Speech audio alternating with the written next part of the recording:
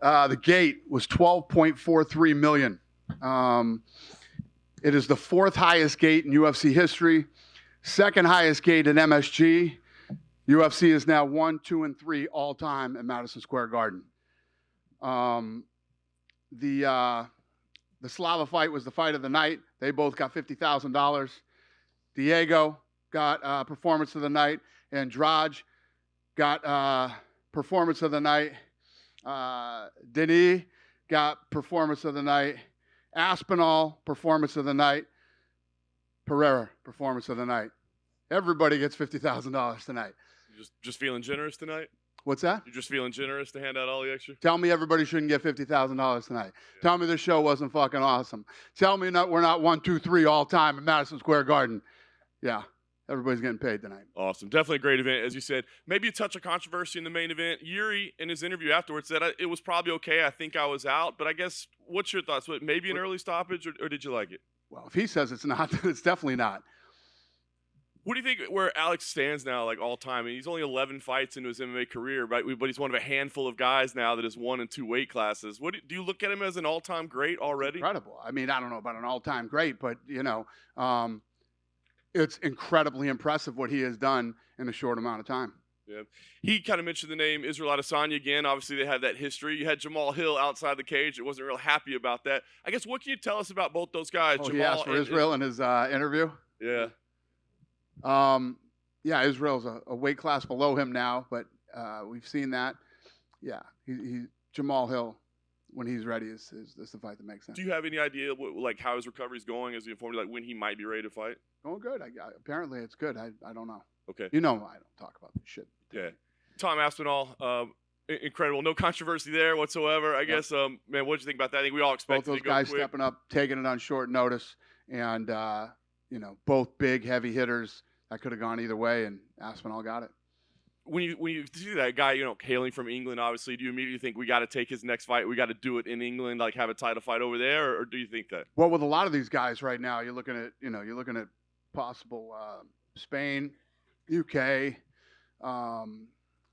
France, all good stuff. All new territories or places we've haven't been in a while or haven't been, or it's all good stuff. We saw Stipe tonight, and obviously we wanted to have Stipe and John. Is that still the fight to make, or do you feel like maybe Tom deserves to fight John or deserves to fight Stipe, or maybe that's a better fight? No. You do those two. Right. Those two both deserve that fight. That's the fight they want. What I love is that John Jones, as soon as he heard that he was injured and he knew how bad it was, went right to LA, got the surgery, and he's already in rehab. So physical therapy, I should say. He's in physical therapy. Yeah. Yes. John Jones is in physical therapy already. All right. We're happy about it. Thanks. And I guess so. Do you anticipate Tom defending the interim title because of how they'll have to wait for that fight to happen? Do you expect him to fight somebody else? I don't know. We'll see how that plays out. We'll see what happens. Took this fight on short notice. Obviously, looked great. He's got plenty of money to chill out for a minute, and we'll see. Nice. And last thing for me, I just want to ask you, 30th anniversary show. I know you're not always the sentimental type, or have time to even reflect. But I guess special moment in the company history. What does tonight mean for you? Yeah, I mean, when you look at it, it's our 30th. I was thinking about this earlier. The corruption that kept us out of New York City for so long, for us to come in here in just 7 years, and you think about this historic arena, this incredible city, and for us to be number 1, 2, and 3 all time on our 30th, and great card tonight, great fights, great crowd. You couldn't really button up a 30th anniversary any better than tonight. Dana, to your right. Yeah. I know you follow boxing for a long time, and Joe Louis, who won a title in this arena, was known for that 6-inch left hook that he had, short little. And I kind of thought of that when Alex landed that punch tonight, that little short hook on Yuri. It was like that kind of power is rare, and you don't see that very often. Do you think that that's what separates him kind of from the rest of the pack? Yeah, and what's crazy too is the first leg kick hurt him. He knew it. He kept kicking that leg, and that leg was going to be a problem as the fight went on. And, the kicking power, the punching power. He moves like a middleweight, and he's pretty nasty. And Yuri's kind of a tough guy to figure out with all Very, those and he's tough, durable, tough guy. Right. And I guess, what I'm impressed with Alex in that case is the fact that he's 7 fights in his UFC career, and 10 fights or 11 fights overall, and he's able to deal with those things. Yuri was switching stances a little bit early, and kind of the way he was moving. Does that impress you, the fact that how Alex has grown in this short period of time in MMA, and he's adapted, and it seems like he has a complete game already in just how many fights it is? Yeah, I mean, I think that he and Israel Adesanya, if you look at them coming from, one style and being able to make the transition and do as well as they've done here, it's very impressive. And then the last question for me, I asked Aspinall this before the fight. I said, hey, dude, you saw what Volkanovski did and saw what Usman did, and they took the fights on short notice and they lost. Did it give you any pause? And he said, well, you can never win the title sitting on the couch. And I wonder what your thought is on that, because sometimes if guys aren't preparing, they don't give themselves the best chance to win, right? And the fact that, Alex Volkanovski and Kamaru did what they did was commendable, but they also didn't give themselves the best chance to win. But you still believe in guys taking that opportunity, right, in doing what Tom did tonight. Yeah, 100%. I mean, when you get to that level, I mean, you're one of the. I mean, Volkanovski is pound for pound #1 guy in the world. You definitely jump on those opportunities when you get them.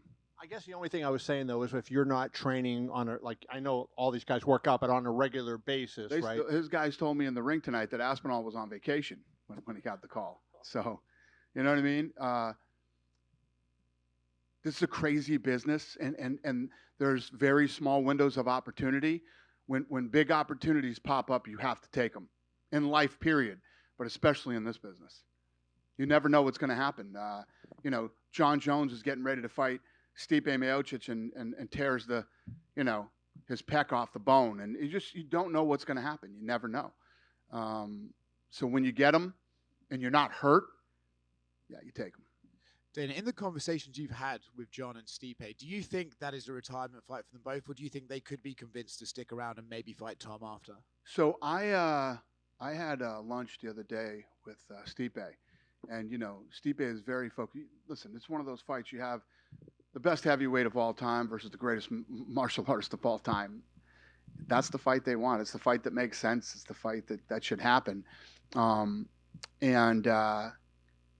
I asked Stipe that question. He says, I don't even know. All I care about right now is John Jones. It's the only thing I'm focused on. I want this fight really bad.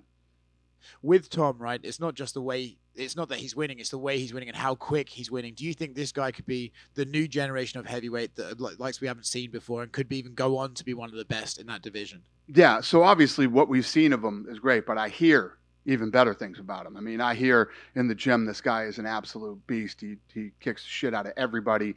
And the people who surround him and know him well really believe in this guy. So obviously what he's shown us so far has been unbelievable. I can't wait to see what's next. Now you got 2 champions from the UK. Is there a chance we get a pay-per-view back there next year? Yeah. Cool. Yeah. We're going to be going all kinds of places next year. So yeah, it's fun. I always talk about, how do we beat this year? How do we beat this year? And it's just, you couldn't write a script better than reality. What really happens and how it plays out and where you end up. It's what's so fun about this business. Last one from me, you number 1, number 2, number 3 in Gates at MSG. I know you're not a guy who holds on to grudges very much, but is this the perfect way to say fuck you to those people who kept you out of New York? Say that again? Is this the perfect way to say fuck you to the people who kept you out of New York? Yeah, well, believe me, the people who kept us out of New York went to fucking prison, so they're good. But yeah, the culinary union from Las Vegas, fuck you. Yeah. Dan, the front right here. I know you gave him a bonus, but what do you make of Benoit Saint Denis as a talent? A lot of people online are already labeling him as one of the more violent fighters in the division, and he already wants his shot at the BMF title, and then he's already talking about fighting Islam so early into his career. So what do you make of him as a talent moving forward? Yeah, I mean, obviously tonight was a big night for him. Looked great. He's one of the hottest prospects in Europe right now, period. So, yeah, we're excited. Similar question about Diego Lopes. You gave him another bonus, but he seemed to get one of the bigger ovations even before this fight, even at ceremonials. He's already calling for main events in Mexico. So a similar question: where do you think you can take a fighter of his caliber? And it seems like he's already a budding star. Yeah, you're absolutely right. He's fun. He's exciting. I like everything about this kid. The answer is yes. You could do a lot with him. And the last one for me, Lupi Godinez became the first female UFC fighter to have 4 wins in 1 calendar year, and her first fight was in May. So 4 wins in like 7 months or something like that. She needs a month off. She seems a little bummed about it, but where do you see the future for her too? She's bummed out about a month off. That's awesome. Listen, that those type of people are right up my alley. I love that stuff. And when you see fighters who have that mentality and that's how they are, it's like Hamzat when he burst onto the scene. People get who are real and who are real fighters. They love that shit. So yeah, I love it. And last one for me, is there any location for the Ilya Topuria Volkanovski fight? Ilya seemed to be hinting at possibly Los Angeles. Not yet. And I assume the same thing for the Sean O'Malley Cheeto Vera fight. No location yet. None. Okay. We would have announced if we did, but Hey, it's Dana, coming. to your right. Right here. I know you touched on it a little bit with Alex Pereira, but 7 fights in the UFC, 2 belts. No one had done it faster than 9 fights, which was Randy Couture, and then BJ Penn did it at 11. Just kind of the progress of this, like how remarkable is what he's done in this amount of time? Yeah, no, it's unbelievable. Like I was saying earlier, he's him and Israel both coming from a one style, and then coming in here and accomplishing what they've accomplished. I mean, that stuff was happening like 20 years ago. Now to come in and do it at this day and age in this era is incredibly impressive. Yeah, for sure. And I guess it was said on the broadcast that apparently Tom Aspinall told Laura Sanko that he strained a muscle in his back pretty much right after he accepted the fight and was barely able to train. Were you aware of that? And No. I guess how much more does that make? Not this till more right impressive? this second. Yeah. Yeah, no, it's impressive. See, his guys didn't even tell me that in the octagon. They were telling me he was on vacation when he got the call for the fight, but they didn't say anything about him being injured. Yeah, and you had quite the group with you, cage side for the main card, Donald Trump, Kid Rock, all those people. What was kind of just the vibe like? What were they saying with this remarkable main card that had 5 finishes? So all those guys are fight fans. Tucker Carlson's first time, and I always tell people that nobody walks into a UFC event live and then walks out and says, "Yeah, I don't ever want to see one of these again." And he was just telling me when he was leaving, "This is unbelievable. I loved it, and I definitely want to see more." And you mentioned yesterday in your scrum that the Sphere, the show there, is a done deal, but you didn't really elaborate. Is there any more you can tell us on timeline? Is it still going to be Mexican Independence Day? Or maybe Mexican earlier? Independence Day. We are booked for the Sphere, and we are already working on the creative for the show. Does it seem like it's going to be a challenge, or can you give us any It's insight? going to be a massive challenge, and I love every minute of it. I can't wait to dive into this thing. We're reaching out as I get more of the pieces of the puzzle put together. I'll let you guys know as it comes along. But I'm super excited about this. I love challenges. Everybody keeps saying to me, "I don't understand how you're going to put the octagon in there. I don't understand how you're going to do this. I don't understand how you're going to do that."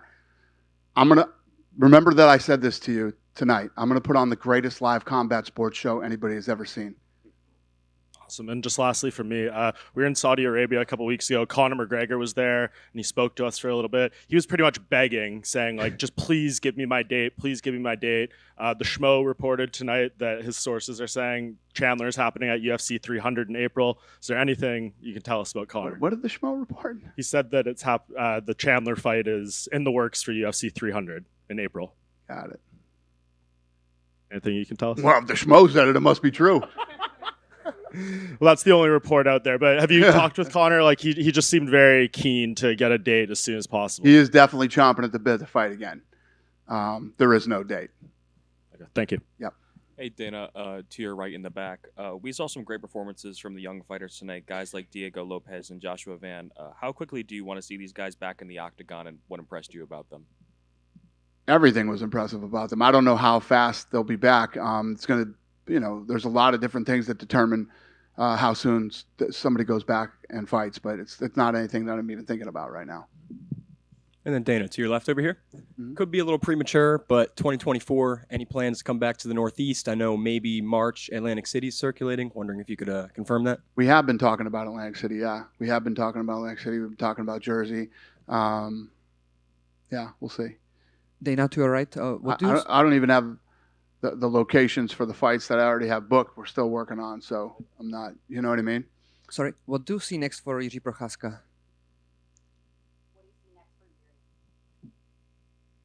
He just fought 25 minutes ago. Dana, please. I have no plans for him right now. You know, he needs to go take some time off, relax, heal. His leg's busted up. And then we'll figure out what's next for him. He'll be back. He's a tough, durable guy. And, you know, we'll figure out what's next. Thank you. Dana, on your left. Hello. We have a 22-year-old fighter in France called Baki. He's currently in 8-0. He's fighting next week for the welterweight belt at Ares Fighting. We also know he was Khamzat's sparring partner for his fight against Kamaru Usman. And what do you think of him? Do you have an eye on Baki? And are you open to his rival on UFC League? What was the question? Whoa. It was about a fighter that's Khamzat's sparring partner.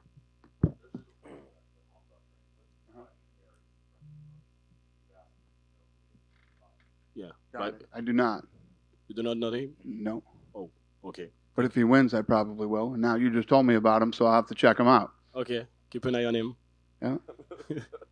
Dana, Cool. Yeah. in the middle. Just wondering, now we've got 2 UFC champions from the UK, if you have changed your mind about potentially doing a UK stadium show.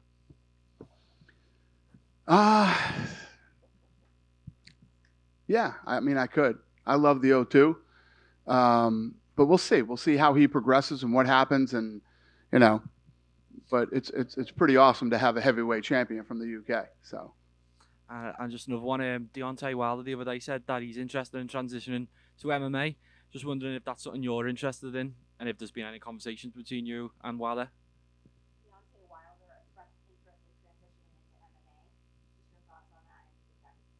I like Deontay. We have a good relationship, and it's interesting. You know what I mean? You never see this shit happening. You never see the boxers going, "Oh, I want to come over there and fight in the UFC." So we'll see what happens.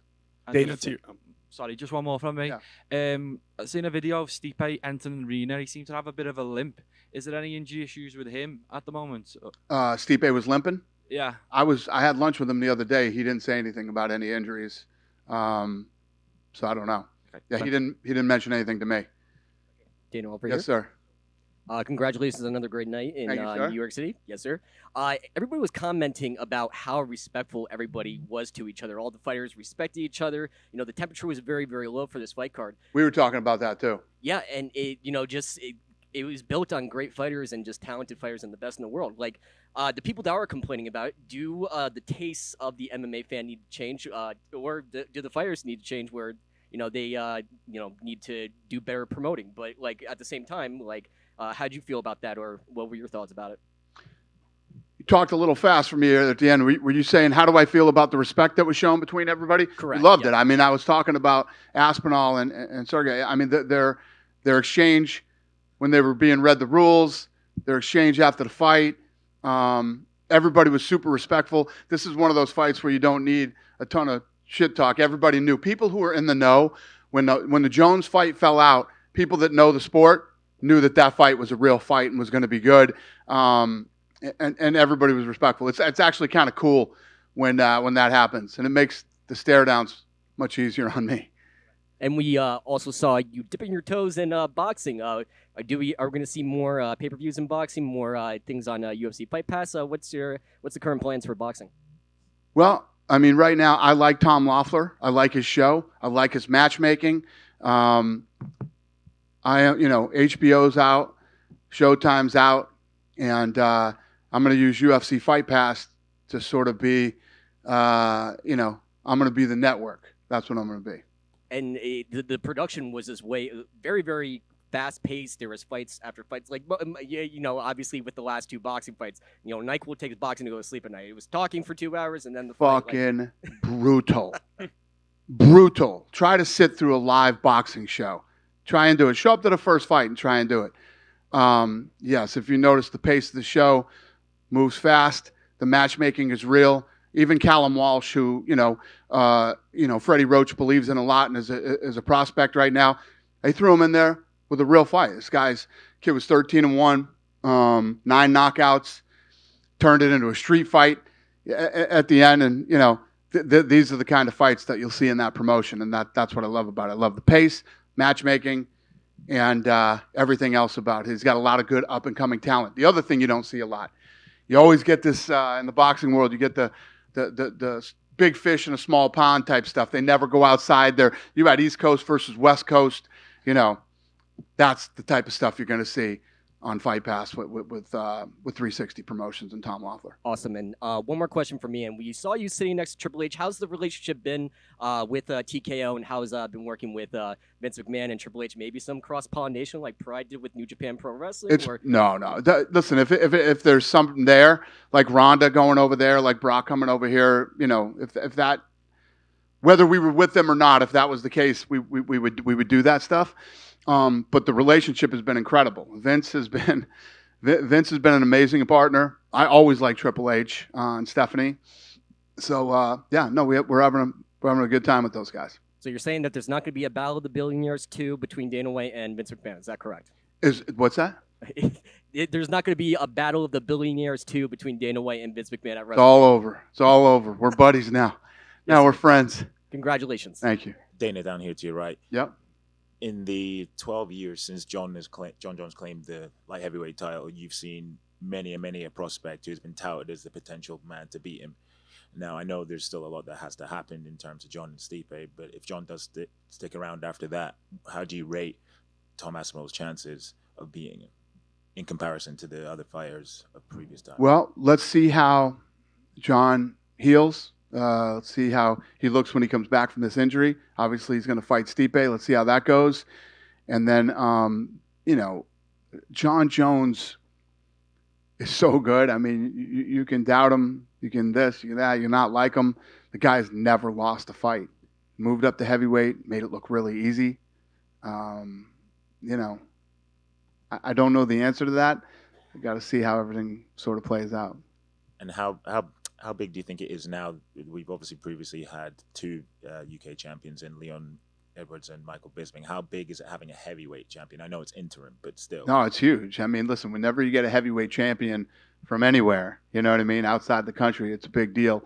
And to have a heavyweight champion in the UK who is a bad dude and legit, and everybody around him claims that he's that good, and he's a great guy, great personality. It's a home run. Cheers, thank you. Thank you. Dana, right down the middle here. Over here. Tom was talking to us earlier this week about the heavyweight division. He sees kind of a golden age coming, a new golden age for heavyweight MMA. More athletic guys that can do a lot more. They're not kind of plotting and maybe like the way maybe we saw in different generations before. What's your take on his thoughts on that? I don't understand the question. What do you see as far as the heavyweight division right now? Like in the future, like in the next 5 to 10 years kind of thing. Do you see different heavyweights now than maybe we saw in past generations? Well, you're gonna. Yeah, I mean, if that's not the case, we're in trouble. The sport keeps evolving. The athletes keep evolving. And, Aspinall is amazing. He looked great. He's got a chin, too. He ate a couple shots tonight. And, and like I was just saying with this gentleman over here, we have a heavyweight champion from the UK. So it's awesome. Now, do you really want to keep him on the shelf for, as much as maybe a year for Jones and Miocic to kind of sort things out? Or are you going to maybe have to start considering other options in the interim? Yeah, I don't know. I don't know what we're going to do yet. I talked about that earlier. We'll see what happens. You know what I mean? Like I said, he's got some money. And I don't know. I don't know the answer to that question yet. You guys love to come to the Garden. Obviously, November is your time of the year. Have you guys ever considered, or are you considering maybe 2 times in the coming years at all? Yeah. The thing is too, when you come to the Garden, you want to bring your A game. You want to bring the right fight. We'll probably be back the end of next year, and we'll be 1, 2, 3, and 4. And you guys have, obviously, you've got a relationship now with James Dolan because Over the next 3 years, we'll end up being in the top 10. you've got this relationship now with James Dolan. You've been working with him for many years here. He's got the Sphere, of course. You guys have that going on now too. Is that something you guys have ever talked about? Is there more interest on their end to get more? Oh, 100%. Yeah. 100%. They'd have us here every weekend if we could. And yes, I have a great relationship with Dolan, and I've been terrorizing him about the Sphere, and we got it done. So I'm excited. Dana, right down the middle here. Nate Diaz was in attendance tonight. I'm just curious if you got the opportunity to speak with him, and I guess kind of where does his relationship with you stand since he left the promotion? You guys? No, I didn't see him tonight, but he called like 2 days ago and seeing if he could get some tickets. And of course, he can have tickets. This is his house. He can come back whenever he wants to. But we haven't talked about any fights or anything like that. Gotcha. So no business talk since the Jake Paul thing? No. Dana, there were some rumors a little bit ago about the Islam Makhachev and Charles Oliveira rematch, which were kind of quickly dismissed by Ali and the management team. Is that still the plan going forward to have that rematch? And if so, when would that be? Eventually, but Volkanovski's. You talking about Volkanovski? Oh, yeah. Makhachev and Oliveira. Yeah, no, we don't have anything right now. Maybe in the summer. All right, thank you. Yeah. Dana That was over here. never a fight, by the way. That was announced. That was never a fight. Dan over here, right next to him. The co-main event was for the interim heavyweight title, and we're preparing for Jones versus Miocic. But the original plan that we all wanted, was John Jones versus Francis Ngannou. Obviously, that didn't work out. I've seen in boxing that there's a lot of cross promotion in the divisions, whether you see people from Top Rank going to Showtime or anything of that nature. Is there an opportunity for you to cross promote with the PFL for, say, a Jones and Ngannou fight, and is there anything specifically stopping that from happening? Is there any way to stop it from happening? Is there anything that's stopping that specific fight or a specific cross promotion with the PFL from happening? No, I'm not interested in that. We tried to make that fight. They didn't want to do it, and it's done. He doesn't fight here anymore. I'm not interested. So no fights with the PFL just in general? Should I? Possible. We got 1, 2, and 3. They can't sell a fucking gate. Oh, talk to me. Dana, it's a stupid question, but go ahead. Talk to me. Why would I do that? I tried to make the fight here. They didn't want to do it, but I should co-promote with like a Bellator or a PFL. Why should I do that? Talk to me. I guess it's just, a partnership with ESPN or anything like that, just in general, with just co-promoting an MMA to make, MMA fans happy, just for everyone to be involved with each other. What? Because of ESPN? As a partnership, yes.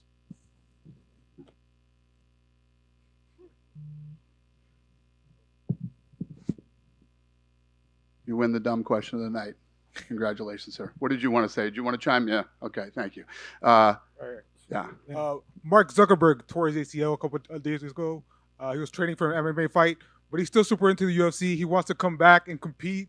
What's it like having somebody like Mark be into the UFC? He was into this fight tonight. He was into the Volkan Islam fight. What's it like having somebody with his influence be into the UFC? Yeah, I mean, there's a lot of influential people that are into the UFC, and it's always a good thing. I mean, it's never a bad thing. But yes, Zuckerberg is obsessed. I mean, he's so obsessed he blew his ACL out training like a maniac. But yeah, it's awesome. I have a very good relationship with Zuckerberg. He loves the sport, and yes, the answer is yes. Having somebody like Mark Zuckerberg love the sport is incredible. Dana, just wondering, I know you touched on it a little bit, but let's just say if like a fan approaches you tomorrow and they said that they heard Alex say Adesanya come to daddy and they want to see that fight again, just what would you say to someone that's really hoping to see those two get in the octagon? Listen, anything is possible. I mean, Alex moved up a weight class. I don't see Izzy moving up a weight class, but I don't know. I mean, I'm sure people do want to see it again.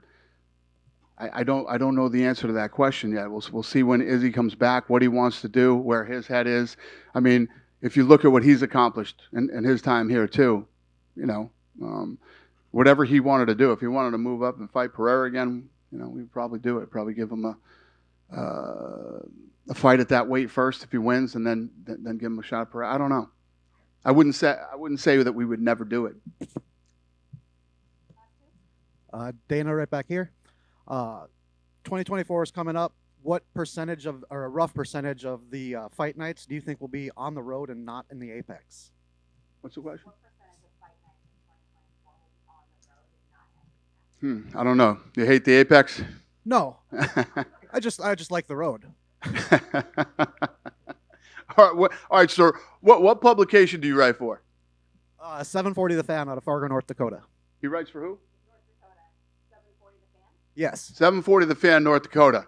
Yes. What's your name, sir? Josh Linus. You better be at every fucking fight night. I would love to be. That happens next year. I would love to be. You Okay. be on the road, I'll be there. No matter where we do a fight night, you better be there. Sounds good. Deal. Dana. Yeah. Alex Pereira won 2 belts at Madison Square Garden. Is there any chance of him defending this belt in Brazil in the next time? Hell yes, he will. I've been talking to you guys a lot about Brazil. We're in a big rebuilding phase down in Brazil right now. And obviously, having another champion now is a big deal. Popular guy. So, yeah, tonight was definitely a big night for Brazil. In the stadium, soccer stadium. In a soccer stadium. Soccer stadium. Okay. You guys all want stadium shows, huh? I don't know. We'll see. We'll see. Yeah. Thank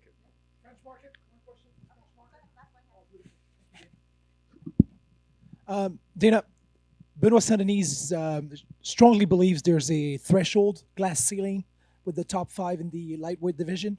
He wants to break it. On the team, we think he's probably a fight away from breaking to that top 5. Some think it's 2, so I want you to cut it out. How far is he away from fighting the likes of Justin Gaethje or Dustin Poirier? BSD, Benoit Saint-Denis.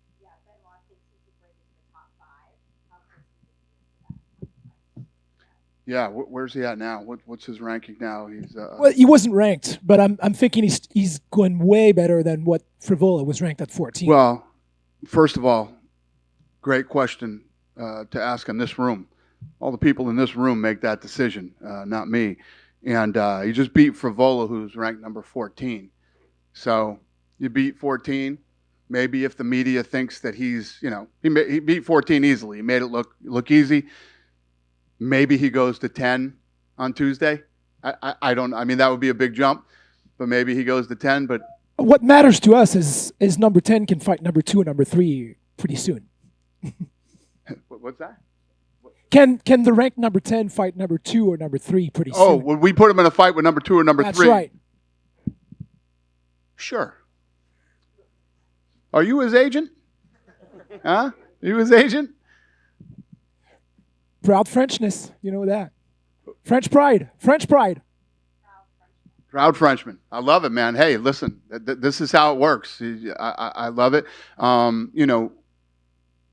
This is how you get a guy that explodes in a country or a region or whatever it is. And yeah, so on Tuesday, most of the people in this room and the media will determine where he ranks in that division, and we'll see. And then we'll get back into matchmaking, see when he's ready to turn around. And you know what I believe we could do?